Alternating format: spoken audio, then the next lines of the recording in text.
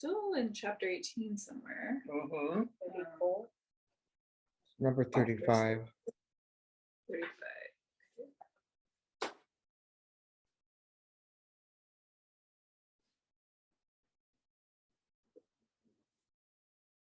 Shuddham buddham priyam purnam nishprapancham niramayam atmanam tam na jananti tatrabhyasa parajanaha.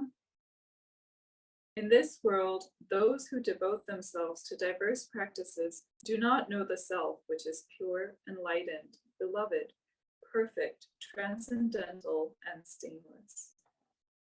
So the idea that he's working on here is, when do we renounce the mumukshu?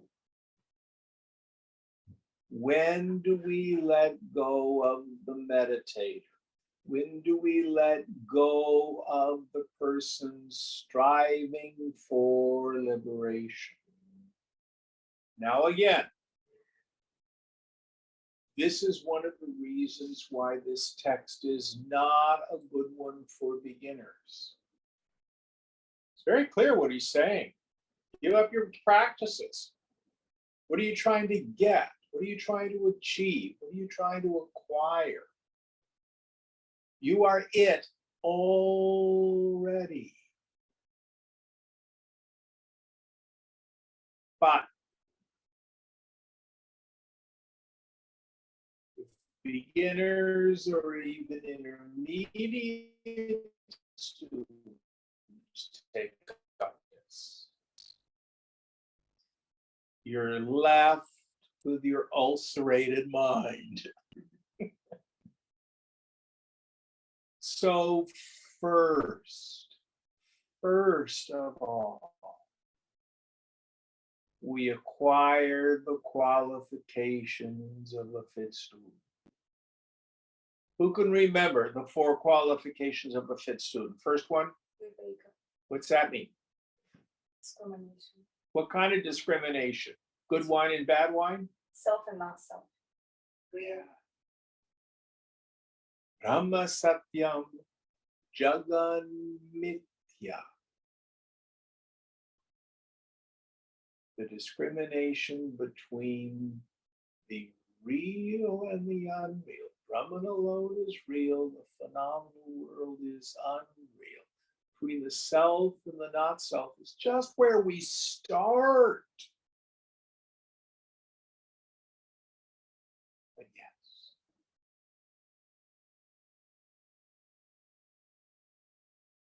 Second qualification. Vairagya. What's that mean? Detachment? Does that mean run around in a bubble suit?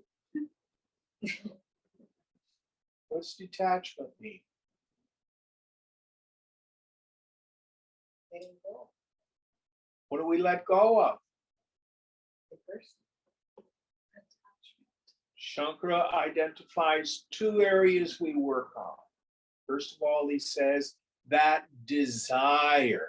I love that because it means we don't achieve it overnight. To give up all attachments to enjoyments. Here, we can describe that as experiences gained through the senses.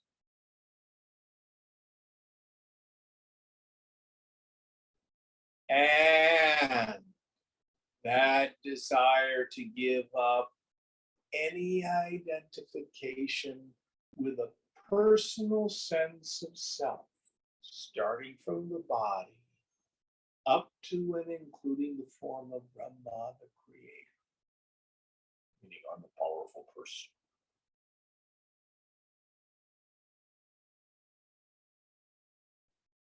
Over and over again.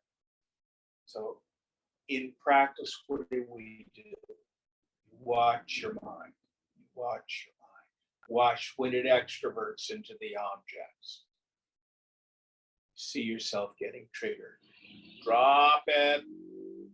Ego says, if I'm triggered, I need to beat up the world, fight, flight, or freeze. Shankara says, no, lean into it, stay present. Let go, let go. Then that internal little mantra. If I feel like a person, I'm deluded. If I feel like a person, ego says, protect self, have boundaries, protect, defend, assert. Yoga says, let go of any idea of individual self, this jiva bhava.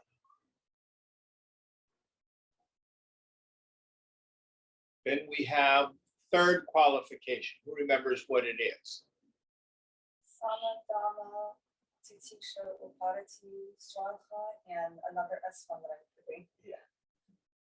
Shama, Adi, Guna, qualities of Shama, etc. Shatsampati, the sixfold qualifications. Shama, that peaceful state of mind when it rests in steady contemplation of the goal after having punaha, again and again detached itself from the chaos of the sense objects. How? Through a steady observation of their defects.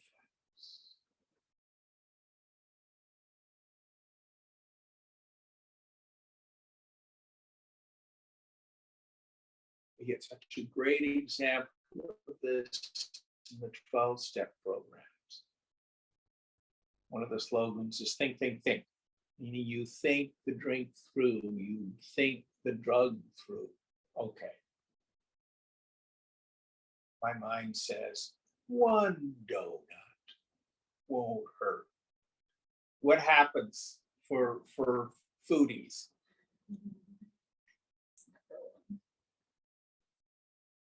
Cecily, what happens with one donut? One is too many, 1,000 is not enough. One is too many, and 1,000 are not enough. It's with everything in life. One chocolate, you eat the whole damn jar. And what we do with Shama, what does it feel like to want what you don't have? It sucks. Ego says, gimme, gimme, gimme, gimme, gimme. And if somebody's not doing it right, bang, bang, bang, bang, control, control, control. Yoga says, watch your mind. If you're wanting, wanting, wanting, it hurts. Stop the wanting and you feel better. Ego says, get what you want. Then you'll stop wanting for a moment. Yoga says, let it go, let it go, let it go. Deep understanding of the pleasure principle gives us the ability to practice Shama, introvert our energy. Dhamma, very similar, not letting the mind get pushed out when a desire arises in my mind. Oh, I really want blah, blah, blah, blah, blah. You're pretty good naming them. Third one, remember what it was? Uparati. Uparati, sense withdrawal. Sense withdrawal. Now, two ways we can look at it.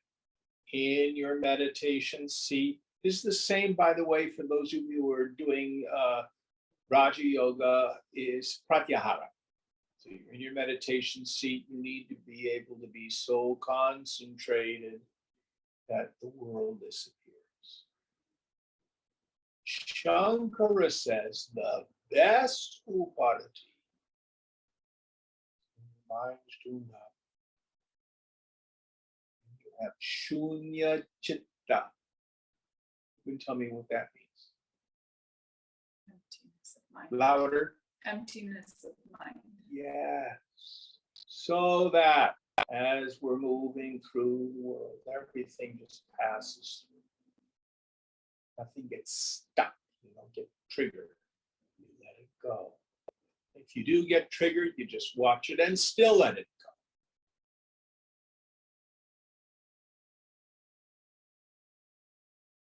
So he says the best uparati is when you're functioning in the world and the awareness of sense perceptions does not cause any agitation in the mind. This is the most effective sense withdrawal because we cannot avoid the world. Titiksha. Forbearance. Forbearance. Now, for me, the best understanding forbearance is to really understand the law of karma. So, karma is what comes to me because of the force of my past actions, either in this life or a prior one. By that time, it's too late. It's like you wake up Saturday morning and you're hungover from having drunk too much champagne Friday night, and then you decide, oh, I shouldn't have drunk the champagne Friday night. Anybody ever had that particular kind of construct? Doesn't work. Too late. So we get the inevitable results of our past actions. Titiksha is what do we do about it? So the point of power, I call it, is how I respond rather than react. Here Shankara says, to endure the various afflictions of life without the need for redress or revenge.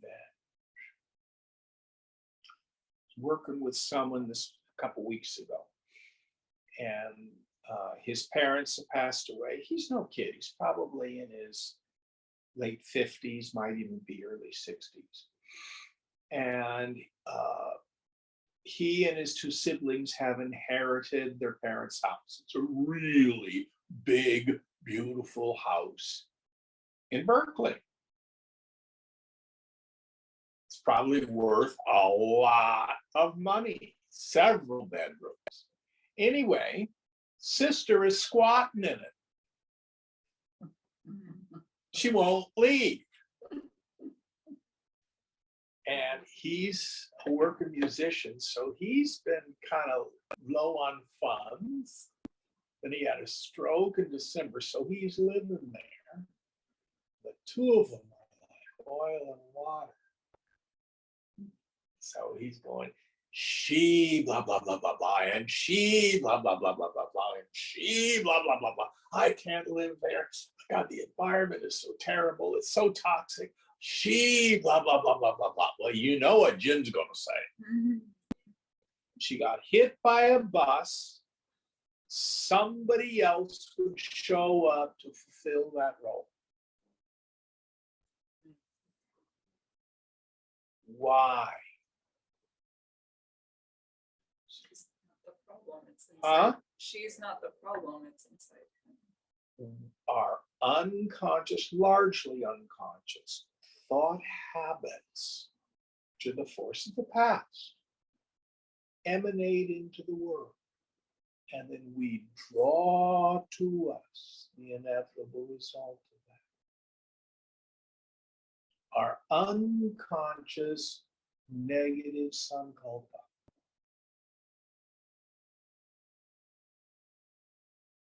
He's deep. He's been doing work like this for decades.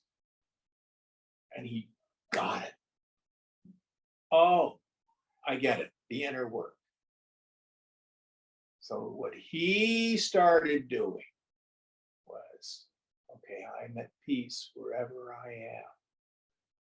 I have a consciousness of serenity and peace.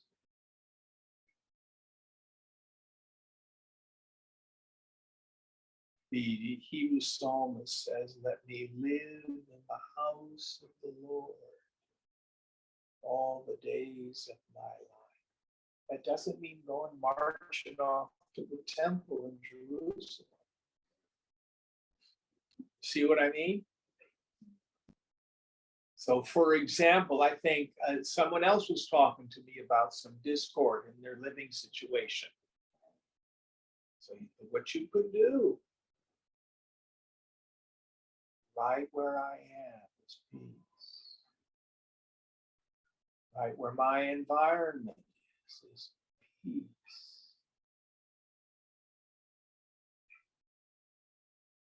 So we choose to respond rather than react. Titiksha. Titiksha. Sometimes the environment doesn't change. Frequently it will. But in the meantime, we can be at peace.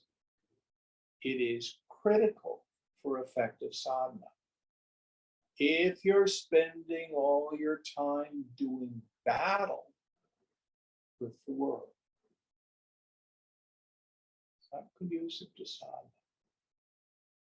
Any questions about titiksha?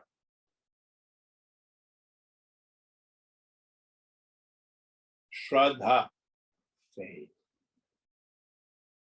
Have faith in the work.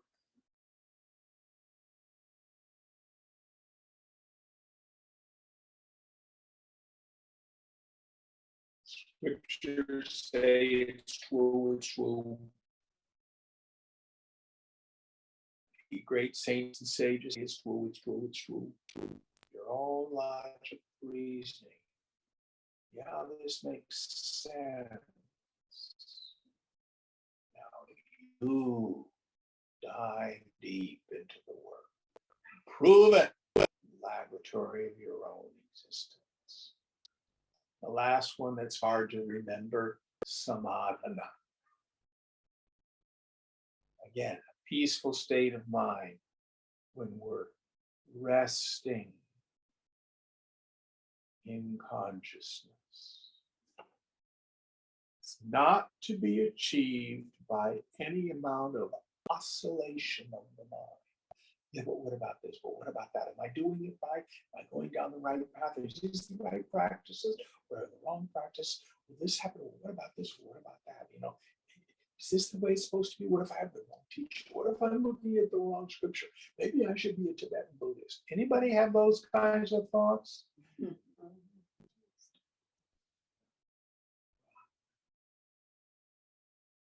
Keep the mind supremely in.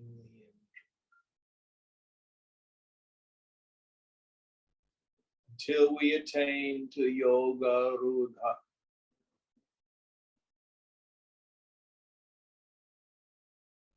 Mind is absolutely still. All circumstances.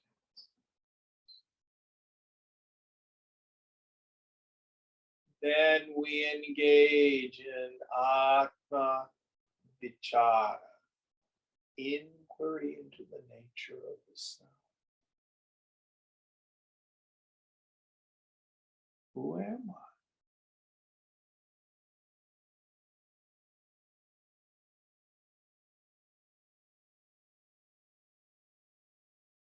And we inquire into the nature of the phenomenal world. What is this world? How does it come about?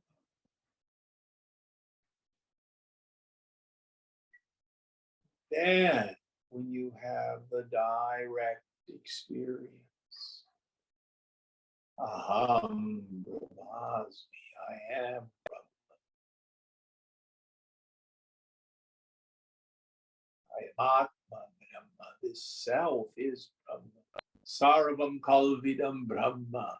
All this world is verily. Then give up the mumukshu. Give up that.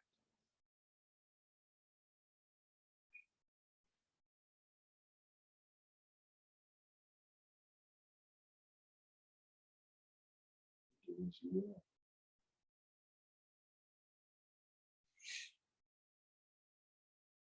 If you feel like meditating, meditate. If you feel like chanting the Lord's name, chant the Lord's name. If you feel like going to church, go to church. If you feel like not doing any of those things, when are you ever not?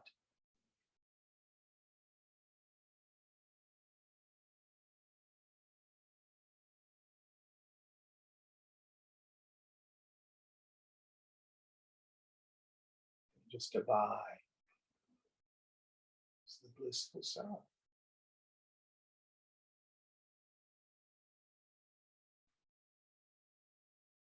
The mark of the person of wisdom is they have given up struggle.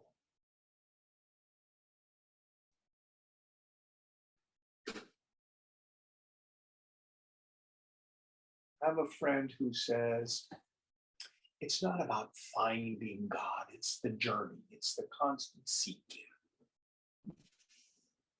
My mouth shut.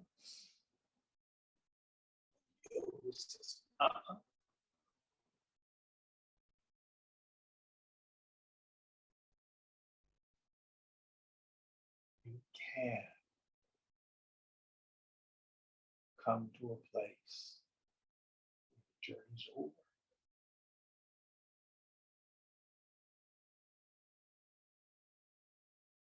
Nothing left to do.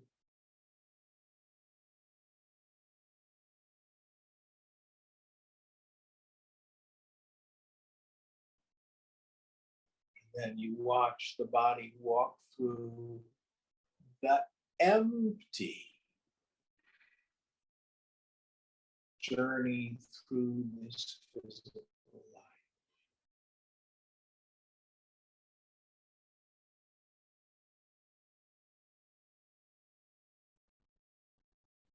All right. Next verse. Napnoti karmana moksham vimhudo bhyasa rupina dhanyo vijnana matrena muktastishtya vikriyaha. A highly unintelligent person never attains the self through the repeated practices of controlling his mind. The Blessed One, though through mere intuitive enlightenment, remains liberated and immutable. So there's a very famous story, and I always kind of confuse it a bit. I think it's about the selection of the 6th Zen patriarch. And somebody correct me if I get the particulars wrong. But it starts off, the guy who's the 5th patriarch.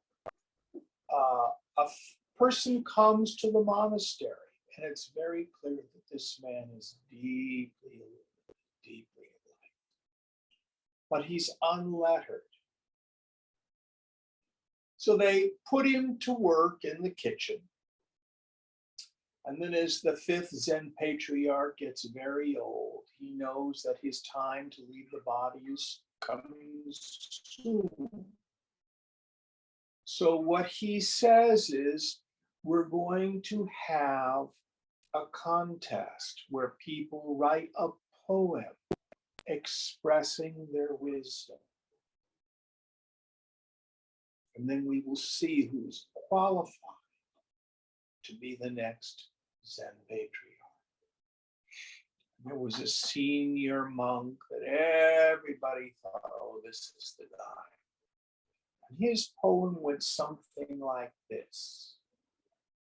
Bodhi is like a tree The mind is like a clear mirror standing.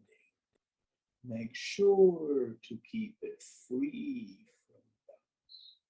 So Bodhi, our wisdom, is ever growing, ever deepening.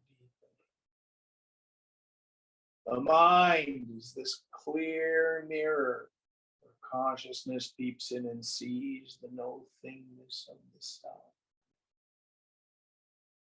Keep it free from dust so you're clear about your essential nature. Very good poem, huh? And fellow in the kitchen says, I can't read. Somebody read the poem to me. They read the poem, says, he doesn't know. Bodhi is not like a tree. The mind is nowhere standing. Where is there anything for dust to cling to? And he was selected as the sixth San Pedro. You don't get more and more enlightened. You either see it or you don't. It's yourself. You either see that it's yourself or you think it's some kind of a person.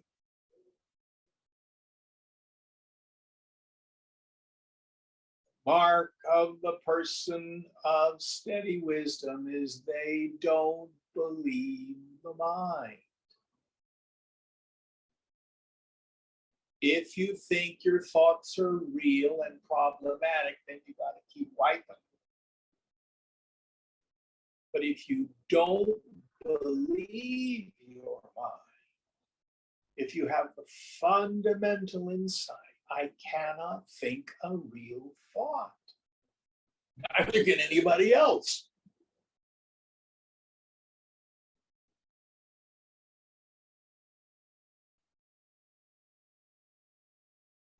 If you look up in the sky and the clouds look like a dragon, are you in danger?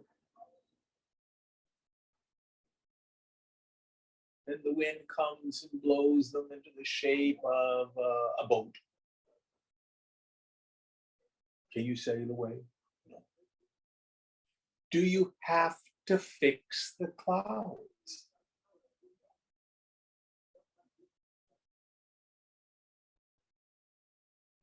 The way to heal the mind is to get out of the mind. Quit believing it. Then it settles down.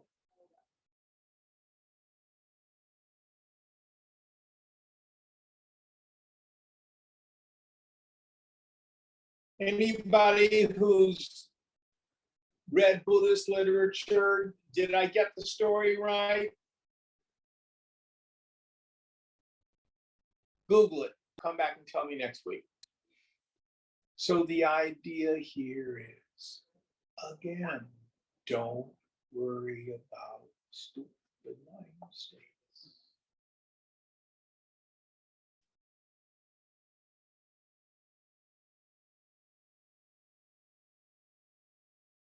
Now, there's a tension. In Yoga Sutra, 2nd chapter, 1st sutra, Tapa Swadhyayeshwara Pranidhana Kriya Yoga. Austerities, self-study, trustful surrender to God is called yoga in action.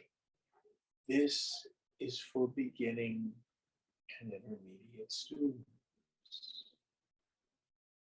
Start with the Swadhyaya. Here Patanjali means becoming aware of your own issues, your own psychology, inventories, your character assets, your character challenges. And then we engage in thought replacement. If you are hung up on habituated negative chains of thinking. In the beginning, we work and move them towards more positive chains of thinking. Oh, that's terrible. It's so hard. Well, ask God for help. That's the Ishvara Pranidhana. But in time, scriptures say we take the negative sanskaras and we replace them with subhej, auspicious desires, positive, spiritual sanskaras. Now, though, we give even those up.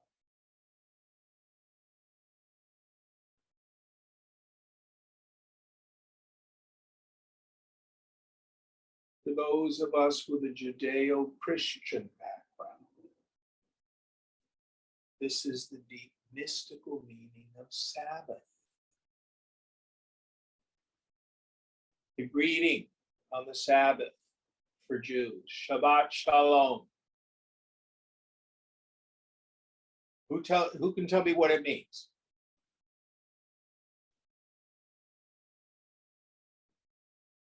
Peace be with you on the Sabbath. It's the day of rest. Shalom is peace. It's the same as the Arabic salam. How does peace come to us? With Sabbath rest. When all our strivings cease.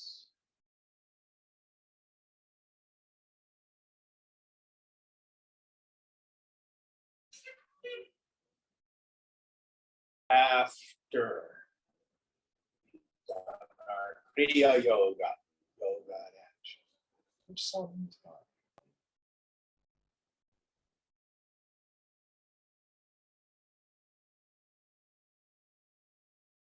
I think I've shared this in this class before. Shankara has a beautiful image.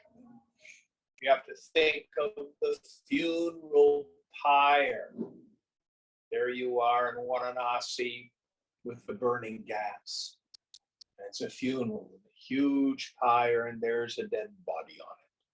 The dead body is the ego. I me, mine, how am I doing? What do they think of me? Gimme, gimme, gimme, gimme, get rid of, get rid of, get rid of. Burning up the ego with our tapas, with our austerities, with our abhyasa, our practice, our vairagya, our renunciation.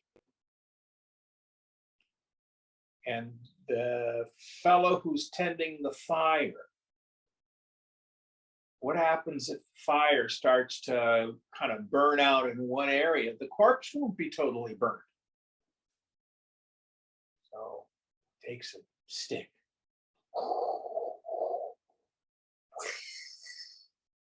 Keeps the fire burning. This is our mumukshutva, the burning desire for liberation. One doing the practices, the tapasana, one who does the austerities. Once the corpse is completely burned,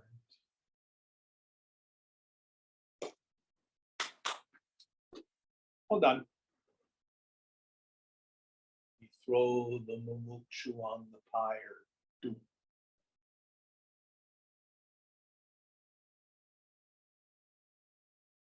Any thoughts on this? How do I know where I am, Jim? Which practice should I do? Very simple. As long as you have doubts, keep doing the practice. The mind ceases to throw up doubts. Let it go.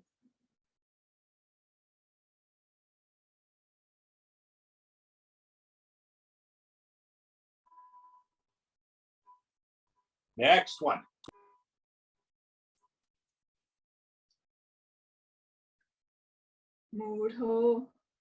Mudho na noti tad brahma yato bhavitumicchati anichthanapi dhiro hi parabrahma swarupa bhak. The fool does not attain Brahman, for he desires to become it. The wise one certainly realizes the nature of the Supreme Brahman, even without desiring to do so. Yes. So, one of the traps is I, Jim, want to become Brahman. I, Jim, want to be an enlightened person.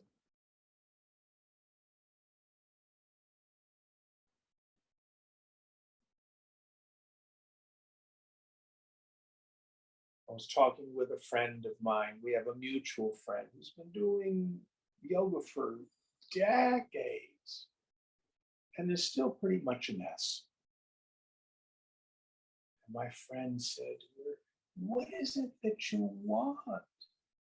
And she said, "I want to be like the saints. I want to be like the saints." See, ego thinks it's going to be different.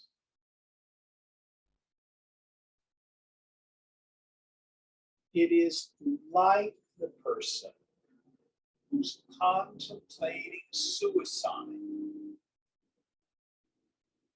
before they drink the poison. They think, "I can't wait to see Aunt Mary at the funeral because it's all her fault.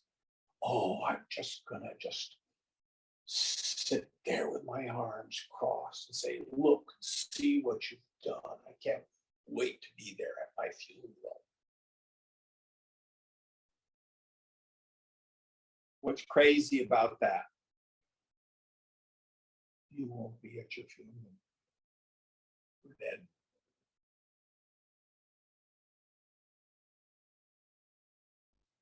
So when a man or a woman takes sannyas to become a swami or a swamini, the rite is actually a funerary rite.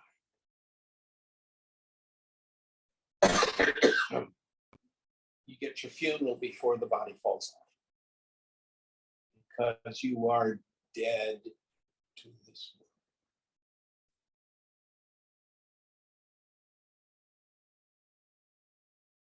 Now, where this can be problematic especially is when we've had these deep moments, maybe a samadhi,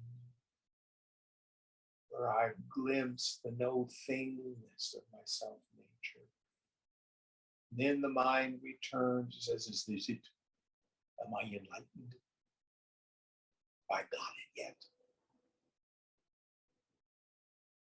Then the mind comes, "That's arrogant. No, I'm not enlightened yet." But wait a minute, I saw myself. It's me. Maybe I am. Oh, I need to have a 5-syllable unpronounceable name now. Maybe I should have Rose. Start blessing people.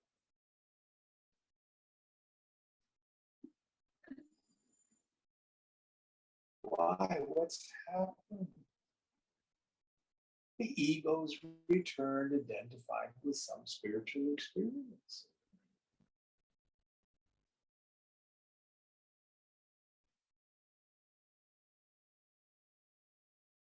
So don't try to be an enlightened person. Two kinds of people in the world. Those who think they're a person. If you think you're a worm, an unlovable, or you think you're an enlightened person with an awakened mind. All of them are fools. Then there are those rare beings who know they're not a person. Aham Brahmasmi, I am Brahman. Chidananda Rupaham, Shivoham, Shivoham, Shankara status. I am of the nature of bliss consciousness.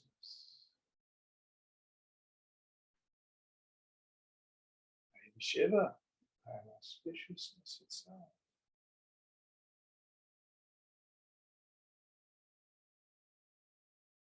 No personal sense of self.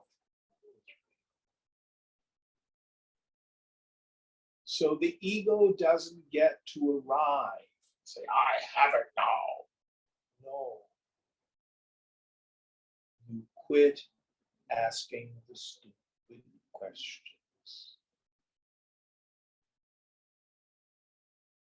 Now, people out there can have all sorts of ideas of who they think you are.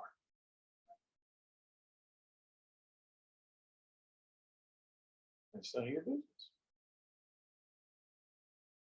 You either know you're Brahman or you don't.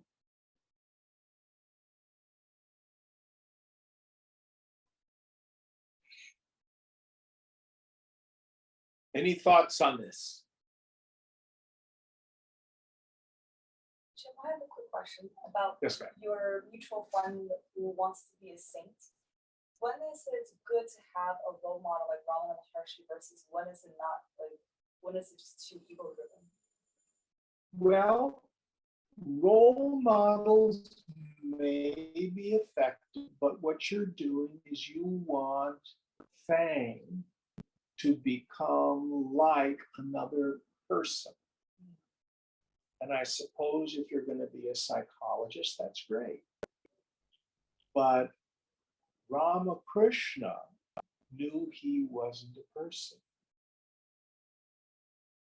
So that's what I would recommend that you imitate. Know that you're not a person. Now, when you look inside,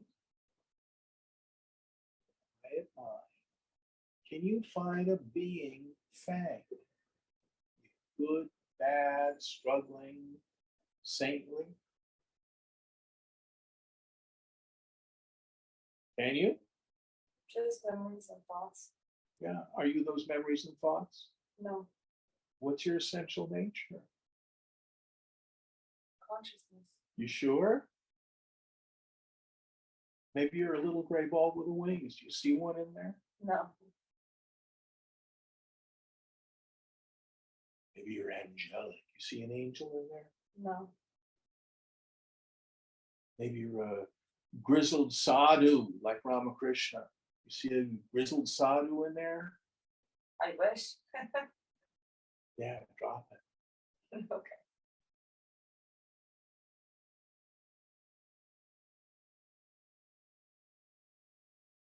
Now, it's useful in the beginning to have a role model.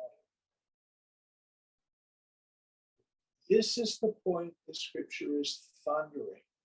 Don't try to be another kind of person.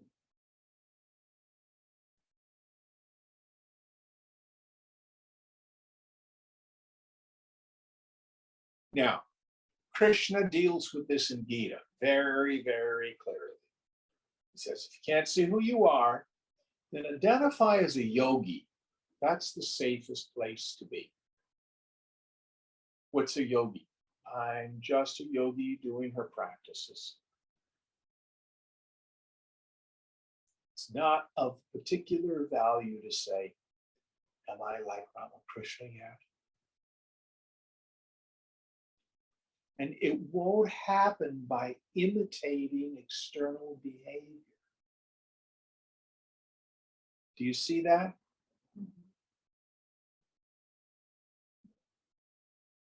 There are good people who may wear white like Ramakrishna did, be a celibate like Ramakrishna was, do puja like Ramakrishna did.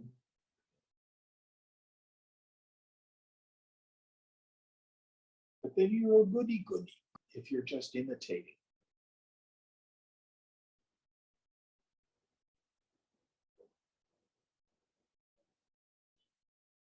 Is that useful? Yep, thank you. Now, again, there's a tension. If you're a beginner, or even maybe in the intermediate stage, qualifications of a fit student, or yamas and niyamas, there's 10 of them in the Yoga Sutras. And I always, do you remember them? Scott, do you remember the yamas and niyamas? I think so. Harmlessness, truthfulness. Yeah, I don't remember when I get put on the spot. but I Yeah, always- I've got a Swiss cheese file today, but you can Google them. And they're a great set of 10 moral precepts.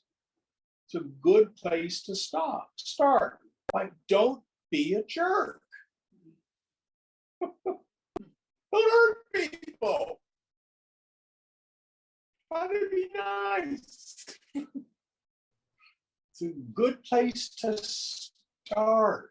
But that's what it is, a good place to start.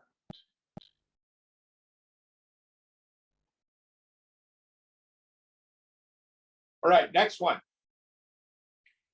Niradhara graha vyagraha mudha sansara poshaka etasyanartha mulasya mulachedah krito budhe. Without any support and eager for the attainment of freedom, the fools only keep up the world. The wise cut at the very root of this world, which is the source of all misery. Yes. So even if you are a good person, striving to be good, and especially if you're passing judgment on all the other people who aren't being good enough, you are part of the problem. You are helping to keep this world going.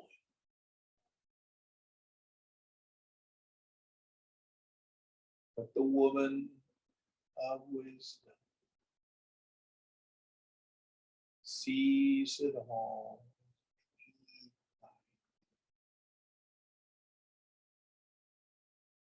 Nothing to be done, nowhere to go. Nothing to be accomplished.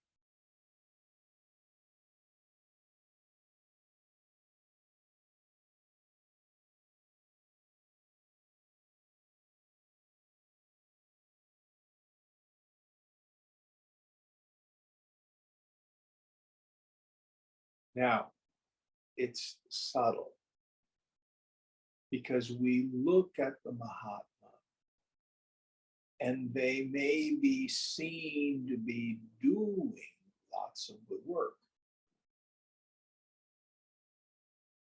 but they are not doing the doing. It is the Lord through them.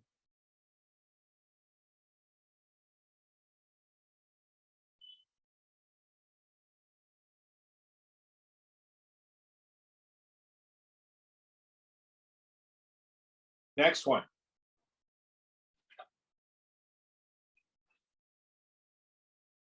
Na shantim labhate mudho yatha shamittu michati dhirastattam vinishchitya sarvada shantamanasaha. Since the fool wants to get peace through control of his mind, he does not gain it. The wise one, knowing for certain the truth, is ever tranquil in mind. So, yogas chitta vritti nirodha. Yoga is the restraining of the mind stuff from forming whirlpool-like configurations. In the beginning, it takes effort, purushartha. It takes abhyasa, practice. The end of the 6th chapter, Arjuna says, "Oh Krishna, this control of the mind, it's like trying to control the wind." Krishna says, that's true, but it can be accomplished through practice. That's when we're at the level of being a yogi or a practitioner.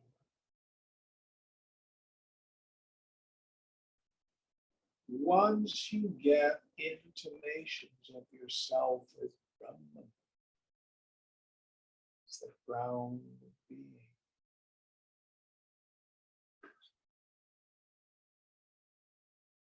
then the practice is to give up all practice, to give up struggle, to give up strive. The clearest example I have of this, of all things, is actually ballet. Who here's ever taken a dance class? Can you do a pirouette? No? Have you tried? Once or twice, yeah. And what happens? I topple over. You topple over. Yeah. Did you take dance too? I do. Yes? Yes. Can you do a pirouette? When you were studying dance, could you? Maybe once or twice. Yeah. It's really difficult to find that center where you can turn around. So you practice and work very hard to find the place where you don't work. If you go on YouTube and you Google Baryshnikov, just watch it. He just goes. In the movie White Nights, he does 11 pirouettes in street shoes. It doesn't take strength. It takes finding and knowing the center.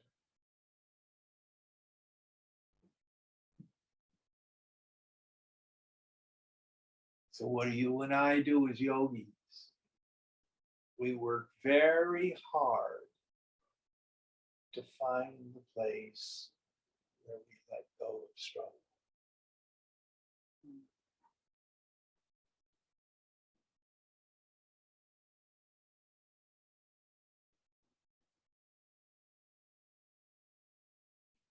At least in your meditation seat, try.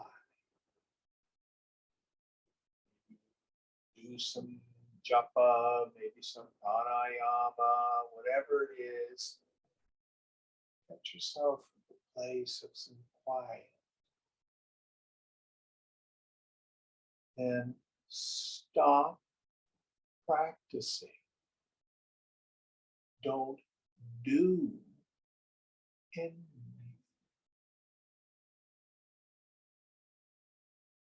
And just be.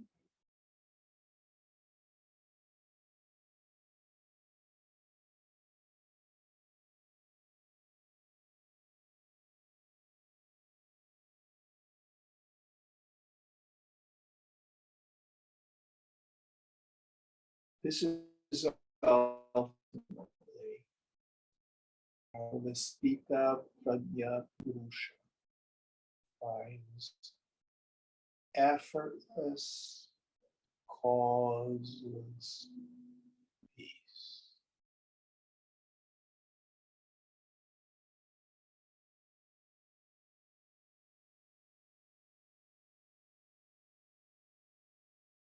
All right, next one.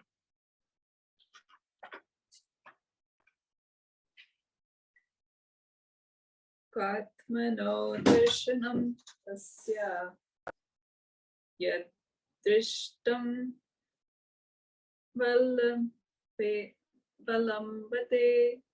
dhirastam tam na pashyanti pasyantyatmana atmanam vyapyam. Where is the vision of the self to one who resorts to seeing the manifested world? The wise do not see this and that, but see only the immutable self. So for the person in ignorance, the names and forms are real. They're joy giving, gimme, gimme, gimme, gimme, gimme, and misery producing.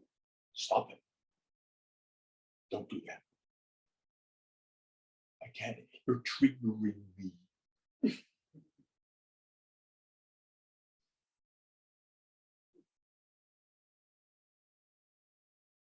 For the woman or man of wisdom, it's a movie.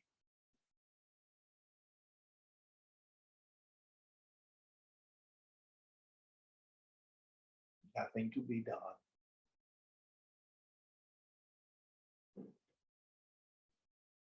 No one to be fixed.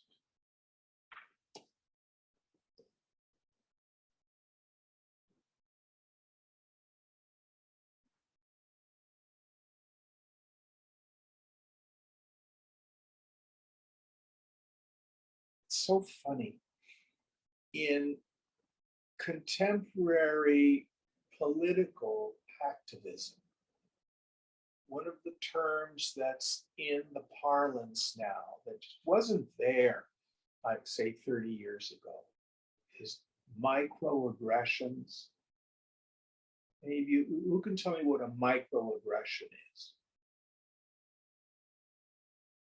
Is it like passive aggressive? Or Yep, speak a little louder. is it like passive aggressive? Well, it's when people say or do things, usually unconscious, that have a little bit of an aggressive quality in it. And, you know, in eras past, people would just put up with it.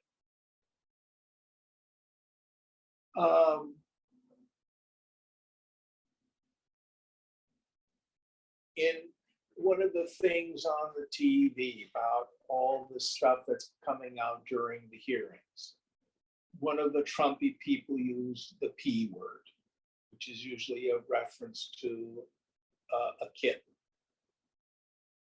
You know, how many of you women have heard men use that word? And you just have to put up with it, right? But inside you go, oh. Those are what we term microaggressions. So now politics is you face it. But the downside is all of a sudden we have to be mindful of how hypersensitive everybody is. And at one level, that's good. But as yogis, whether it's a microaggression or a macro one, you laugh at it. It's not real. And it's not about me.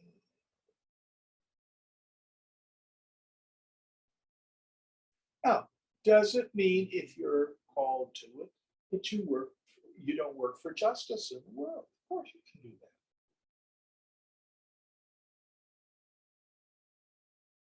But are you doing it because you're outraged and angry?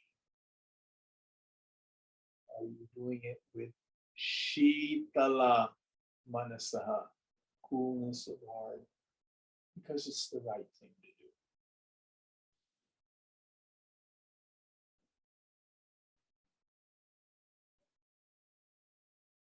It's not about protecting other people's feelings or protecting your own feelings. It's impossible.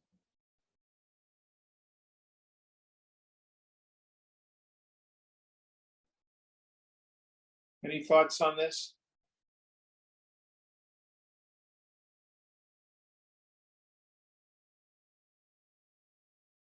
Now, how do we deal with this stuff? I can tell you a true story. So back when I was a working musician, there was a particular setting of the Mass that I wanted to do called the Mass of Glory by Bob Hurd and someone else, I can't remember. And the accompanist at the Saturday Mass, a fellow by the name of Ron Harbor, who's African American, play anything. When we would do this Mass, he would just butcher it. And finally I said, Ron, what's the matter? What is it about this piece of music? And he did consciousness raising, not attacking. He said, this piece of music is faux gospel, and it's written by white people. And you need to know that in the world of Catholic Church music, Black people will write music and they can't get published. White people write fake gospel music and it gets published. And it's offensive to Black people. I didn't know this. Now, he did not treat me as if I had personally hurt him. But he did consciousness raising. And I learned something. Never use that piece of music again. But he did it with love and a cool heart. Can you understand the difference? Yeah. Doesn't mean we don't work for justice. But how we do it as yogis makes a big difference. Okay, that's a little bit of a side thing. Let's quit here. I don't think we have time to travel into another verse. What verse are we on for next week? 41. 41. Om Purnamada Purnamidam Purnat Purnamudachyate Purnasya Purnamadaya Purnamevavashishyate. Om Shanti Shanti Shanti. Hari Om Sri Gurubhyo Namaha. Hari Om.